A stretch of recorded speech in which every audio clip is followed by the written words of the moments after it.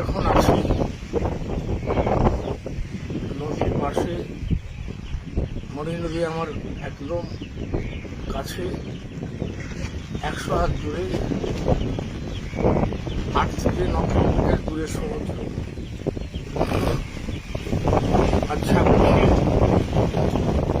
গত 30 বছর সুন্দরবনের সমস্ত ঝড়ঝঞ্ঝা আমি প্রত্যক্ষ সাক্ষী। আজকে এই মুহূর্তে মনে পড়ছে 2009 সালে আয়লা, সেই দিনটাও ছিল সেই অভিশপ্ত 26শে মে। সেদিনও রাত 10:30 11টার সময় আয়লা আছড়ে পড়েছিল আমাদের সুন্দরবনে। আজ সেই 26শে মে আবার সেই রাত্রি 11টা থেকে 11:30টায় যা আবহাওয়া বিজ্ঞান বলছে, রিমেল বাংলাদেশ এবং আমাদের উপকূলবর্তী এলাকায় ধাক্কা মারবে, ঝাঁপড়ে পড়বে। এই মুহূর্তে আমি যখন আছি, সকাল প্রায় আজকে 26 তারিখ আছে, সকাল এখন প্রায় 8:30। ওটা চতুর্দিকে যা দেখছি, আকাশটা হচ্ছে একেবারে, এক কথা বলা যেতে পারে এই সময় তালের শ্বাস পাওয়া যায়। তালের শ্বাসটা সেরকম, মেঘটা সেরকম হয়ে রয়েছে। মাঝে মাঝে কিছুটা দমকা হাওয়া আর মাঝে মাঝে বৃষ্টি, চতুর্দিকে একটা স্তব্ধতা। আর সমস্ত পশু পাখি যারা আছে তারাও বোধহয় বুঝতে পারছে বড় একটা কিছু ঘটনা ঘটতে চলেছে। তারাও নিজের নিরাপদ জায়গায়, সমস্ত জায়গায় আশ্রয় নিচ্ছে, কোথাও তার চিত্র নেই। আজকেও রাত্রি 11:30 নাগাদ আসবে। এটা হচ্ছে চতুর্থী পঞ্চমী, হয়ে গেল চতুর্থী পঞ্চমী।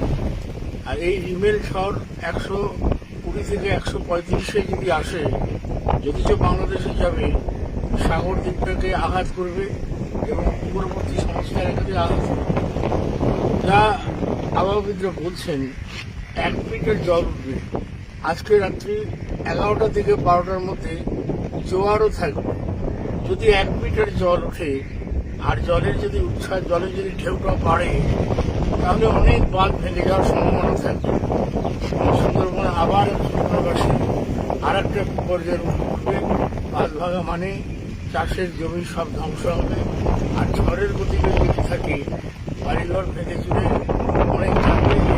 সমস্ত পরিস্থিতি, যাই হোক, রাজ্য সরকার সতর্কবার্তা বলছেন, কিন্তু আমি সেই তৎপরতা লক্ষ্য করছি না। আর মানুষও যেন নিষ্ক্রিয় মনোভাব দেখছে, যা আবার হবে এর মনে মনোভাব। আমার ধারণা আর কঠোরভাবে নেওয়া উচিত। ঘটনা ঘটে যাওয়ার পরে ভেবে বেশি কিছু লাভ হয় না।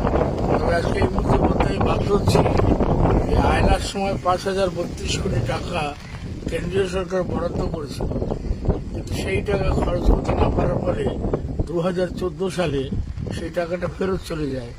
যাই হোক, আবার সমস্ত সুন্দরবনবাসীর কাছে আমার আবেদন যে আপনারা নিরাপদ জায়গায় চলে আসুন, অযথা ঝুঁকি নেবেন না, এবং বাঁধ ভাঙলে পরে দ্রুত যাতে মেরামত করা যায় তার জন্য সরকারকে প্রয়োজনীয় উদ্যোগ নিতে হবে। আমি আর কথা বাড়াতে চাইছি না। যে এই ঝড়ঝঞ্ঝার হাত থেকে সুন্দরবনবাসী যাতে বাঁচতে পারে এবং যাদের ক্ষয়ক্ষতি যাতে কম হয়, এই আশা করছি।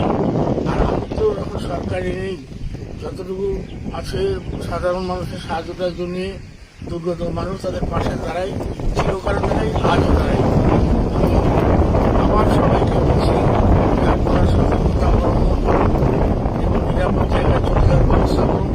আর রাজনৈতিক মতপার্থক্য ঘুরে নির্বাচনের পাক্কারে যা বিরোধ আছে সব ঘুরে একে অপরের হাত ধরে বাঁচবার চেষ্টা করুন।